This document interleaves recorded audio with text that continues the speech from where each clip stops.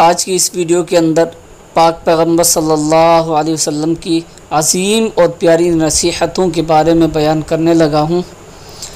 इरशाद नबवी सल्लल्लाहु अलैहि वसल्लम है कि जब तुम में से किसी का लुक़मा गिर जाए तो उसको चाहिए कि उसे उठा ले और जो मिट्टी वग़ैरह उसे लग जाए उसे साफ़ कर ले और खा ले और उसे शैतान के लिए न छोड़े। ये पाक पैगम्बर सल्लल्लाहु अलैहि वसल्लम की हदीस मुबारक है और हमारा तर्ज़ अमल इस हदीस मुबारक की रोशनी में क्या है, आप ख़ुद अंदाज़ा लगाएं कि खाना नीचे किस हद तक हम ज़ाय करते हैं।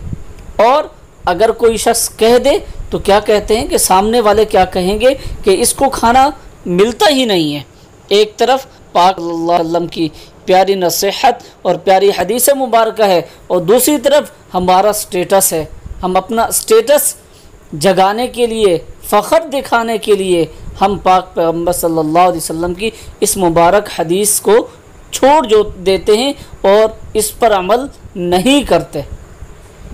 इसी तरह पाक पैगम्बर सल्लल्लाहु अलैहि वसल्लम ने इरशाद फरमाया, जब नमाज के लिए अज़ान दी जाती है तो उस वक्त आसमान के दरवाज़े खोल दिए जाते हैं और दुआ कबूल की जाती है। ऐसे वक्त की अज़ीज़ान मन कदर करनी चाहिए।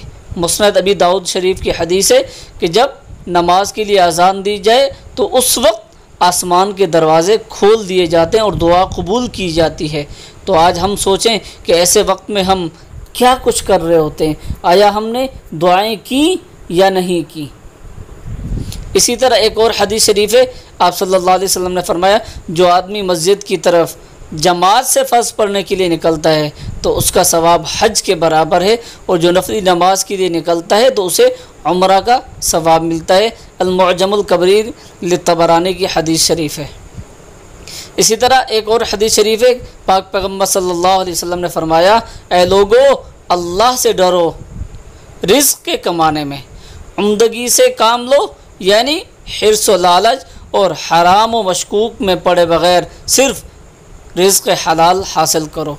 क्योंकि कोई भी शख्स उस वक्त तक हरगिज़ न मरेगा जब तक अपना रिज़्क़ पूरा न कर ले, अगरचे वो रिज़्क़ उसे देर से मिले। इसीलिए अल्लाह से डरते रहो, रिज़्क़ की तलब में बेहतर तरीक़े और इअ्तिदाल से काम लो, हलाल हासिल करो और हराम छोड़ दो। ये इब्न माजा की हदीस शरीफ है। और दूसरी तरफ आज हम देखें कि हम रिज़्क़ हासिल करने के लिए और ज़्यादा पैसा कमाने के लिए इस बात को छोड़ देते हैं कि आया ये तरीक़ा सही है, ये तरीक़ा हलाल है, ये माल हलाल तरीक़े से आ रहा है या नहीं। इस बात को हम पस-पुश डालते हुए सिर्फ़ ये हिर्स और लालच कि किसी तरीक़े से हमारे पास पैसा आ जाए, किसी तरीक़े से हमारा स्टेटस बुलंद हो जाए, किसी तरीक़े से लोगों की निगाहों में हम पैसे वाले दिखने लग जाएं। तो अज़ीज़ान मन, ऐसे पैसे की क्या वक़ात है, ऐसे पैसे की क्या क़द्र व क़ीमत है कि जो हलाल तरीक़े से ना हो, जो हराम तरीक़े से कमाया गया हो, जो अच्छे तरीक़े से ना हो। तो याद रखें, जैसा पैसा आया है उसी अंदाज से उस पैसे ने जाना भी है। अगर मेहनत और हलाल तरीक़े से कमाया तो वो ख़र्च भी इसी अंदाज से होगा और उस माल में बरकत भी होगी। और हराम तरीक़े से कमाया तो वो जाएगा भी हराम तरीक़े पर और गलत जगहों पर और आप परेशान भी रहेंगे, आपकी ज़िंदगी अजीरन भी होगी और आपकी ज़िंदगी से सुकून हमेशा हमेशा के लिए